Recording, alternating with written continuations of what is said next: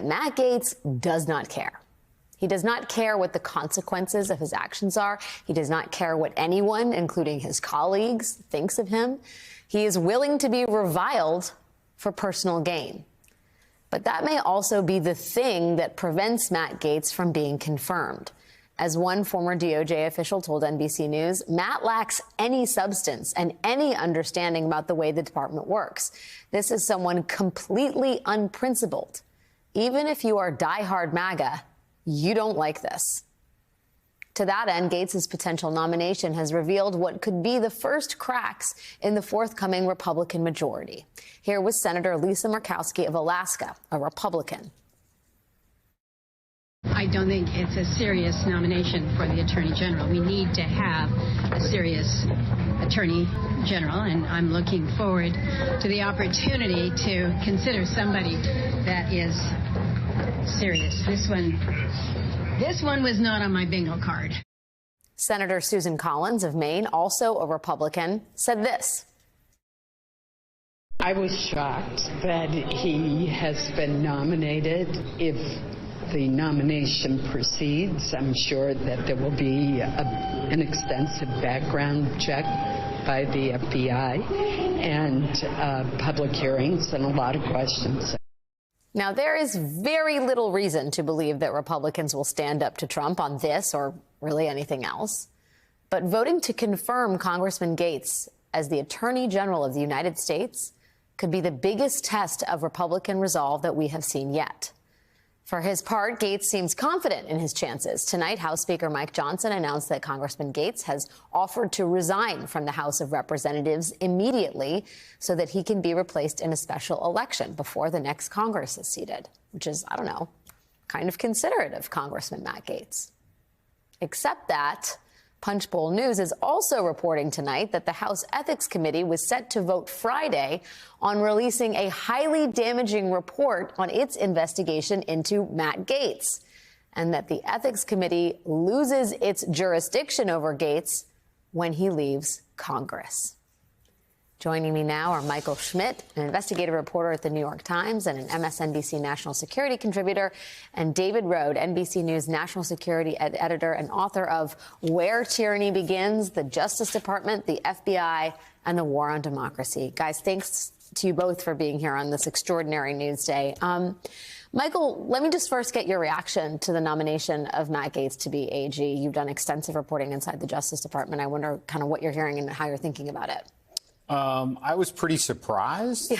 You know, I had covered the investigation of Gaetz, the sex trafficking investigation, and there was something about that investigation that was always really serious that I'm not sure everyone appreciated. And that was that if he had been indicted, he would have faced a mandatory minimum of 10 years in prison.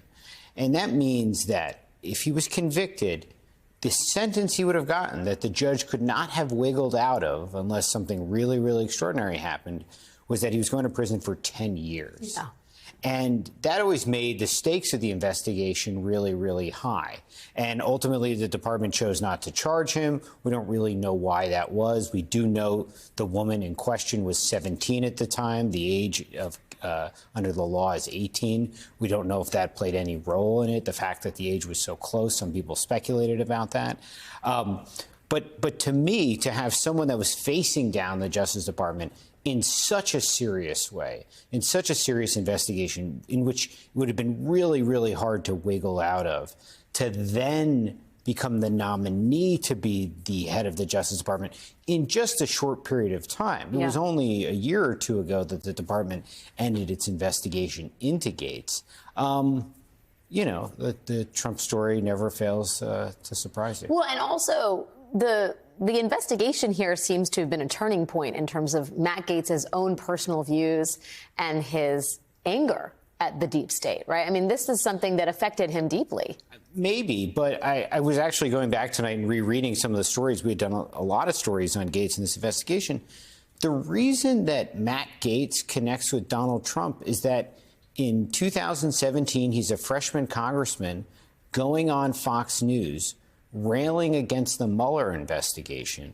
Donald Trump sees him and calls him. This is at the end of 2017. That's how.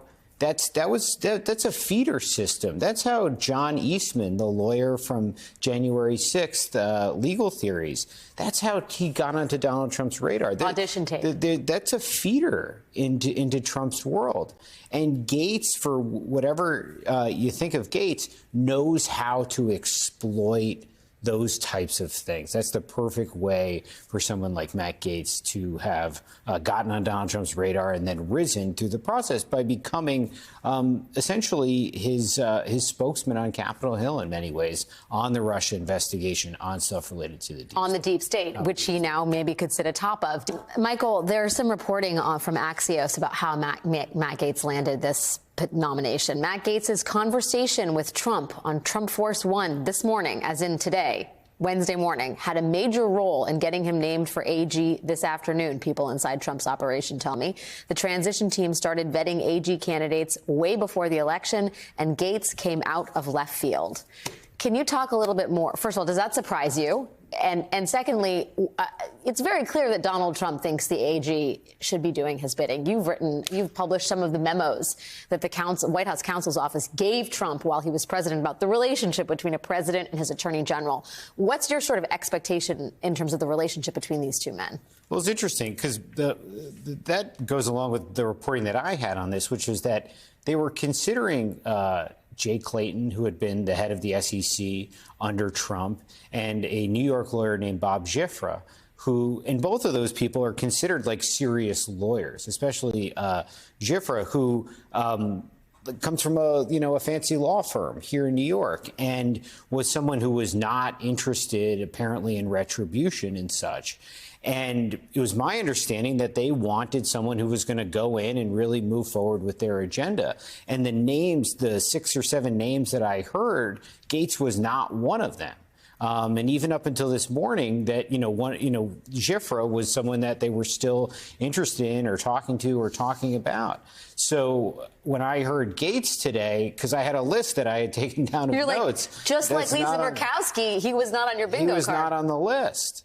And so I don't know. This is the way we do business now. Announced on Truth Social. Michael, there's this notion that part of the timing on this, if this indeed came to pass on Trump Force One this morning, if Friday was the day the House Ethics Committee was set to release its investigation into Gaetz' conduct, I mean, does that add up? Is it possible that this was such an extraordinarily important choice for our country was truly motivated by the whims of a conversation on Trump Force One and a congressman's vested interest in making sure damaging information did not come to light as part of a House investigation? Look, whenever there's an idea that like Trump and his folks are playing like multi-dimensional games, they're usually not. And it's usually whatever the simplest answer is possible. And if you believe what Donald Trump said on the campaign trail about using the Justice Department and going after people, then Matt Gaetz is the logical person to do that. And sometimes we can overthink the Trump story. And when Trump doesn't talk a lot in the past, like he hasn't in the past few days, people start to say, oh, well, maybe he is whatever. But then he does something and you see, let's just go back to what he said on the campaign trail. He said on the campaign trail that he was going to seek retribution.